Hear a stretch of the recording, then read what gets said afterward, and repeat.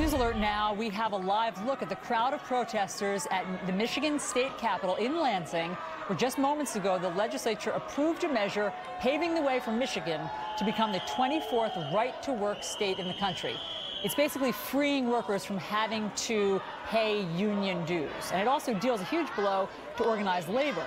State troopers are now guarding the House and the Senate chamber entrances as protesters clog the Capitol. Now, earlier, an angry confrontation broke out. Union protesters apparently storming the tent of the local chapter of the conservative group Americans for Prosperity. They tore it down, and then they went after some right-to-work supporters. Let's watch this. He put his hands out on his mouth. Shut your mouth. Shut your mouth. I wasn't talking to you. You put your hands on me, see what happens. Shut up. Shut your mouth. Out here. You ain't got to film that.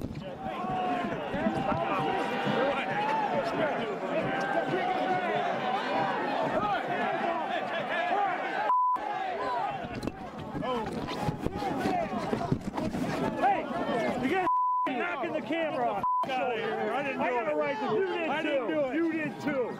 Not on your face. Get the out of here, you. We don't trust you. We don't trust you. You're not to be trusted. You're either with us or against us. Go. And we're just seeing new information crossing right now that moments ago the state legislature gave final approval for this, as Michigan will become, once the governor signs it, the 24th right-to-work state. This comes after President Obama backed the union's cause yesterday. So we're now waiting to see what the White House has to say about those violent scenes like the one we've been watching. Leslie Marshall is a syndicated radio talk show host and Fox News contributor. Lars Larson is a syndicated radio host with Compass Media Networks. Welcome to both of you. Good morning. Hi. Lars, what do you think about the president wading into the fray yesterday? He was supposed to be making a talk on the fiscal cliff, but he decided to bring up Michigan. Do you think that he somehow, intentionally or not, emboldened the protesters there?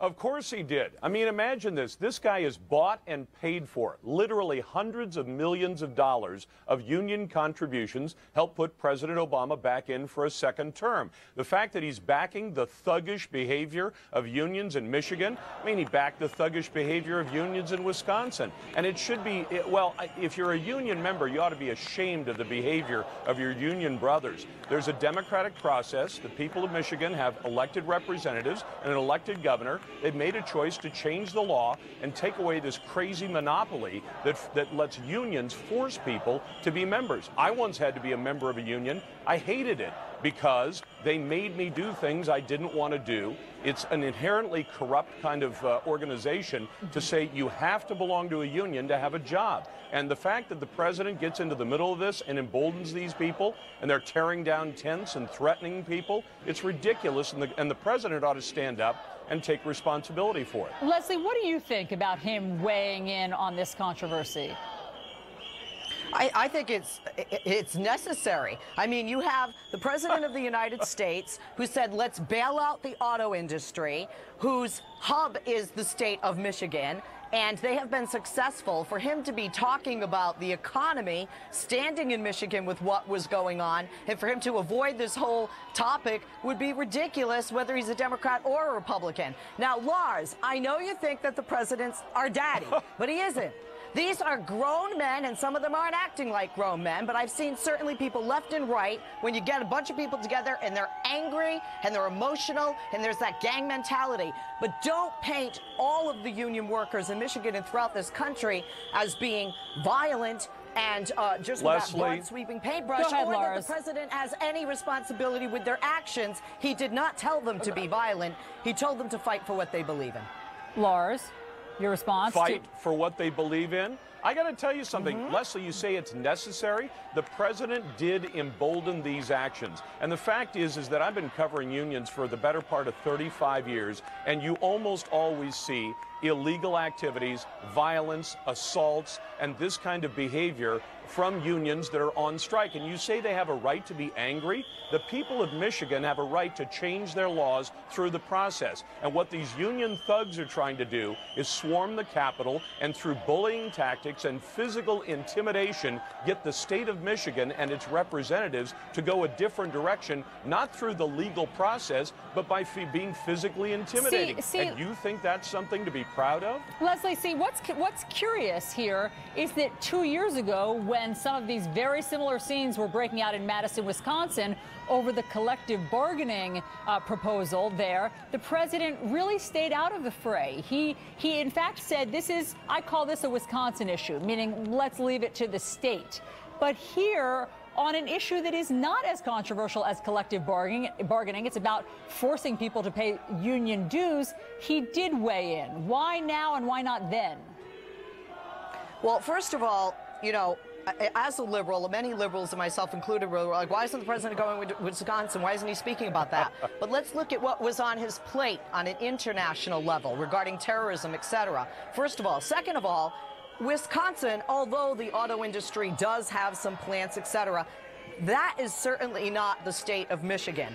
You have a president who, against many Democrats, and certainly all the Republicans pretty much said, we got to bail out the auto industry. Even many Americans poo-pooed this idea. This is a success. Secondly, the president already had this planned to speak at these states regarding his position so that we do not go over the fiscal cliff, and to work with Republicans, he and Democrats together, to come up with a solution so that we're not going to hell in a handbag when it comes to December 31st at 12:01. This was part of a plan, so I find them very different. I don't have a problem with them speaking out on this in Michigan and not having done so in Wisconsin. All right, so Leslie doesn't see any sort of conflict there. Lars, what's your response to that? Listen, here's what the president was doing back then. He was doing the same thing he's done for 4 years, jetting around the country, giving speeches and raising money. And the fact is that he was not too busy to go to Wisconsin. We all pointed it out at the time. He didn't want to go there because he didn't think it was to his political advantage. Now that he's been reelected, and again, I'd point out, with literally hundreds of millions of dollars of union contributions, the unions own this president, and this president now wants to sound like he's taking their side in it. And it's crazy. Go ahead. I just want to bring up one thing in our remaining few seconds, because, Leslie, the president said something that was possibly incorrect yesterday.